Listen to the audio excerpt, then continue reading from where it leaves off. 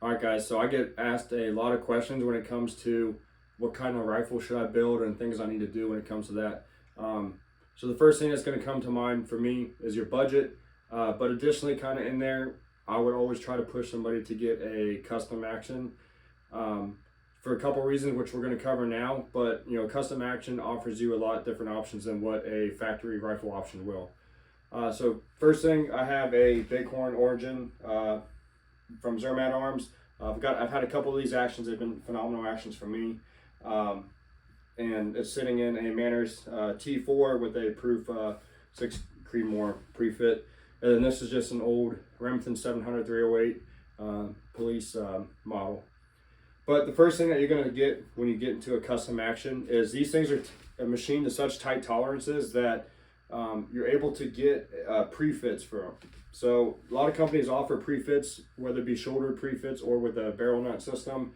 But it allows you to get a pre-fit barrel that you can just screw into your action at your own convenience. Whether you have the tools to do it yourself or you have something like a Terminus quick change, the QC, that way it's just hand tight with the set screw. AIs have their quick lock with a set screw. So you can just put that barrel on yourself. That allows you to swap calibers a lot easier. Whether you have a heavy steel 308 for training and practice, and then you want to put on a lightweight carbon 6.5 Creedmoor, allows you to do that. When you deal with a factory rifle or something that's not as tight as tolerance, like a Rem 700 here, I would have to send this rifle off to then have it put together for me. I'm going to need a gunsmith to take that apart, measure it, and put a new barrel on. So pre-fits, that's a huge win for the custom action world. Additionally is the bolt head. So these have the ability to swap the bolt heads. I could take the firing pin assembly out and I can push this retaining pin here and change my bolt head. That's pretty nice because I can swap between a standard bolt face, like for a 308 6.5 Creedmoor. I could put on a 223 bolt face and put on a 223 pre-fit for like a trainer or a different comp gun. I could put on a 6.5 PRC or like a Magnum bolt face and put on a 6.5 PRC, and now I have just a different option. So the stock or the chassis and the action, everything's the same. All you're doing is swapping out the bolt face, the pre-fit barrel because it has that option, and the mag. You don't have that option when you go into a Remington 700 for sure, and like Bagars and things. That's all one piece design, so you don't have the ability to swap your bolt face. So that's a good option that you can get from that. Additionally, feeding. So in that bolt face design, they changed the ways that these feed. So these are push feed on the Rem 700, and this is a controlled round feed. What that does is there is a cutout on the bottom of this bolt face. So as that round is being pushed off of the magazine or off of the BDL, it slides up and now it's captured by the bolt face in here. That's really nice too. I don't have to cam this bolt over then to engage my extraction and injection mechanism. It's on the bolt face now, so should I just push it forward and I don't fully cam it over or engage with the shot, I can then pull it out and that round's gonna kick out. With the Rem 700, you don't have that option. You need to cam this bolt over and lock it up for it to fully grab the case head of the cartridge. Whether you fire it or not, you need to cam that over before it grabs it, and then we'll extract it and eject it. Getting into extraction and ejection, something else like a lot of custom actions have that I really enjoy on the Bighorn specifically is it has a manual ejection. So what that means is there is a piece of metal inside of this action that as that rides along the bolt face, as that bolt face comes down back and meets that, it then manually kicks that round off of the bolt face. On a Remington 700, you have a spring system to where it's putting pressure onto that case or the spent casing or the cartridge, and it's putting pressure from the bolt face, and as it's leaving the chamber riding up the action, it's putting pressure, and once it clears the ejection port, it then kicks the round out. So a lot more reliable, in my opinion, system on these custom actions. With the other custom actions have their own ways, but a lot of them have the manual. A small thing that is, if I'm trying to do some load development, I can slowly bring this back and it's just going to kick and kind of fall off to the side of my rifle. I can then pick it up and observe my primers in my case heads to make sure I'm not over pressure. But if I'm running this as it should be, you're running it hard, it's throwing these rounds or the spent casings a couple feet, so it's getting it out of the system, and it's not doing the dreaded thing to where I come back and I track and it just does a 180. Now it's sitting onto my my next round I'm trying to feed. It's in the way here, so it's completely kicked out and out of the way. So additionally on tolerances, the tolerances on this system in general are going to be a lot tighter than what you get on a mass-produced factory option. You can just tell in the way that they operate. A custom bolt gun, once a custom bolt gun is like broken in and it's like set up for you properly, like there's nothing like it. I mean, they run far superior than what you can get out of a factory option. Now, don't get me wrong, you can get these running great. There's things you can do to accurize them, to clean them up, and things like that, but it's just not the same animal when you're dealing with a custom bolt. So I really prefer to have a aftermarket custom action in that sense as well. Another thing that you can find on the custom action market is, we'll just call it lightweight versus tactical. So a lot of companies offer lightweight actions versus what you'd get on like a standard action. So this is like a standard action. There's no like properties to make it any lighter. They also offer like actions made out of titanium, to where it has relief cuts, to where this entire section of Picatinny is removed, to where it's lightening up the whole system. This one is machined from multiple pieces. I have my rail and my recoil lug are separate, but you have one piece design that can be machined from one piece, and the other thing that's added on then is the bolt. So there's different options out there for in the custom action world. Typically with a standard action is you're going to get something kind of like this, and then you can add in these direct mounted 1-inch rails and rings, but I prefer to have some sort of Picatinny rail, whether it be 0 MOA or 20 MOA, added onto there to give you more mounting options. So that just covers the basis when it comes to choosing between a custom action or a factory offering.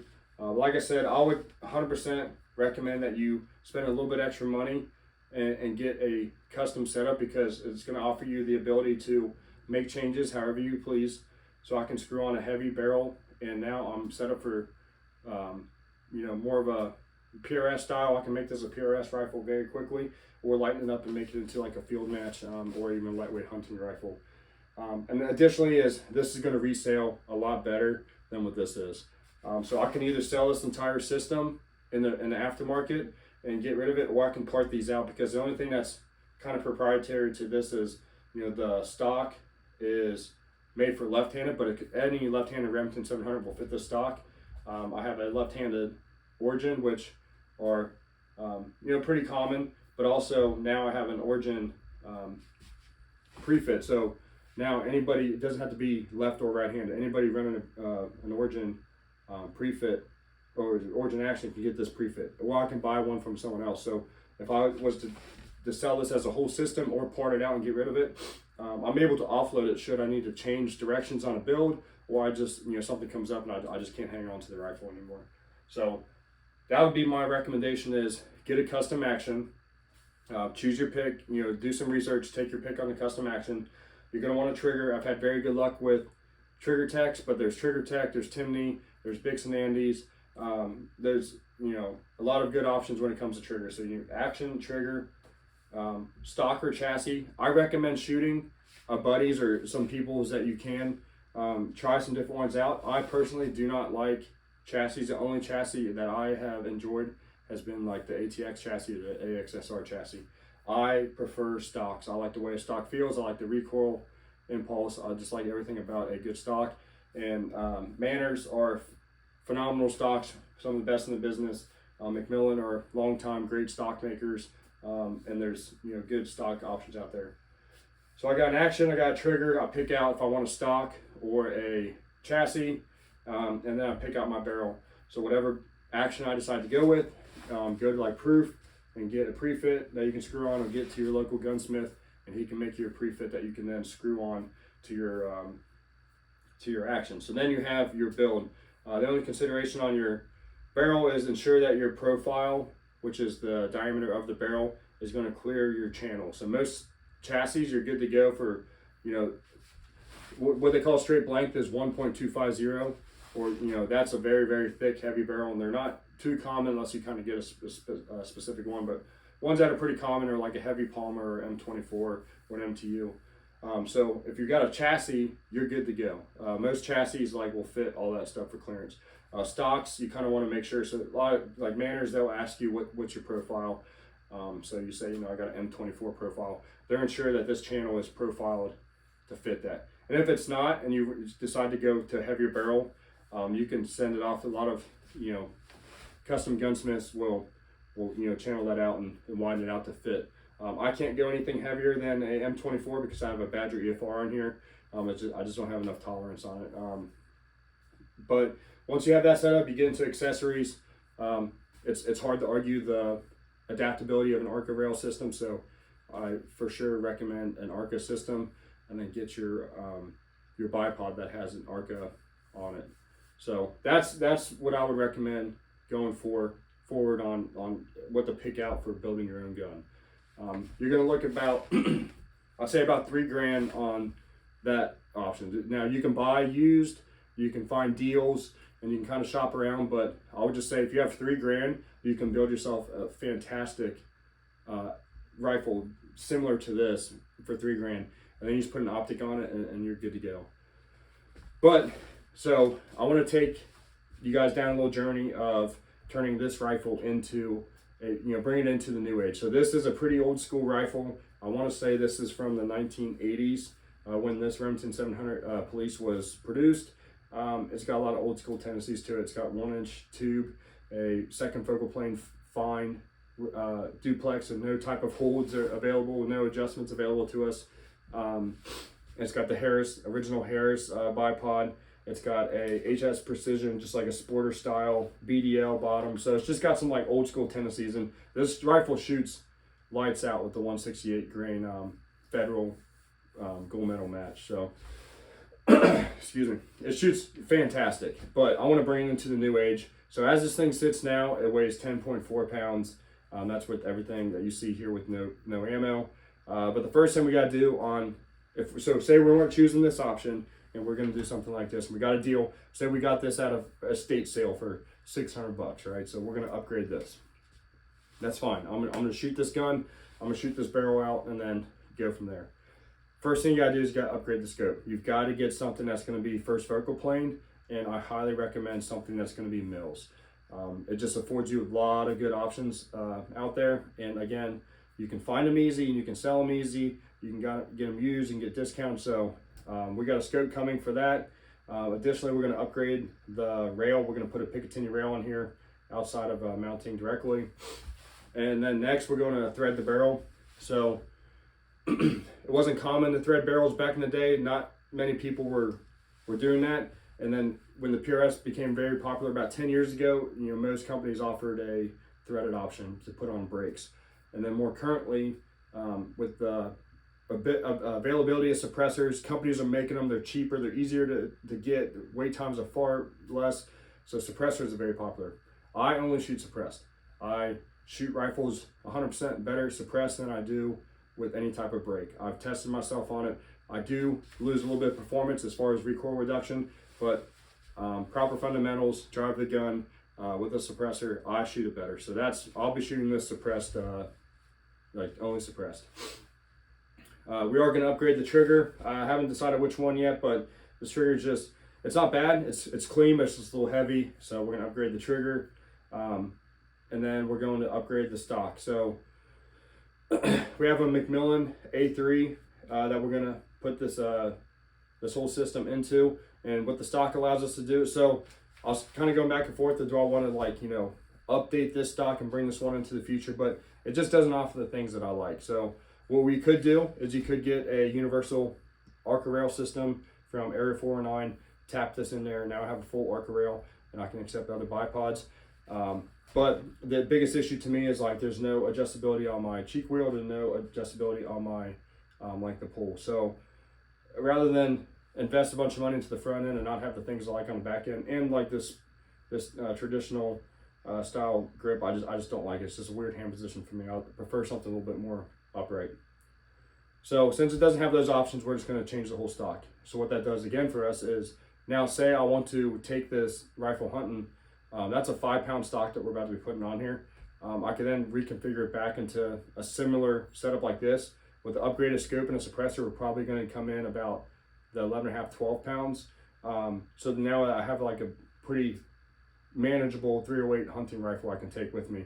And that, we did nothing to change this stock. For hunting, I like to have a BDL system. I just like it. But now I can just put this stock on and now I'm ready to hunt. And then I put my other stock on, now I'm ready to train. I have detachable box magazines. I can take it to PRS matches. I can take it to courses, and I can mess around the farm. I can do a bunch of things like that. So that's the projects that we have coming forward with this gun. If you go onto our Patreon page, we're going to have the full how we set up a rifle from A to Z. That's going to be a series that we're doing, and that's everything from length of pull, setting up your scope, getting proper eye relief, adjusting the eye diopter, get the reticle, just everything from that, zeroing, pulling data, truing it out, just everything that goes into getting your rifle set up and to shoot long range. That will be on the Patreon. But on YouTube, we are going to feature this rifle once we're done with the build, and we're going to go over all the parts that we went into it, and we'll highlight some of the things we covered. But if you want the full A to Z on how to set your rifle up, it's going to be available on the Patreon. So look for videos to be added to there as we work on that project. But appreciate it, guys. I hope this is a good information for some of you when you're considering getting into long range shooting. There's just different options available. Do your research and ensure that you're going down the path that you want to go down. And I appreciate you guys being a part of the Bad Vibe Tribe.